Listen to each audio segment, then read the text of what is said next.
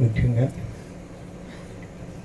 శారీరకంగా తల్లి దూరమైనటువంటి కుమారుడు కృపారావు గారిని దేవుని కృప బలపరచాలని, అలాగే వారి కుటుంబానికి, వారి సహోదరి వారి కుటుంబానికి కూడా దేవుని యొక్క కృప చేత బలపరచబడి వారి తల్లి గారు వరకు అప్పగించినటువంటి బాధ్యతలను మరి వారి ఉపదేశంలో పెంచబడినటువంటి ఆ కుటుంబము మరింతగా బలపరచబడి వారి ఉద్దేశములు, వారి ఆలోచనలు దేవుని యొక్క ప్రణాళికలు మరి నెరవేర్చబడాలని చెప్పి ఆకాంక్షిస్తూ ప్రార్థన చేద్దాం.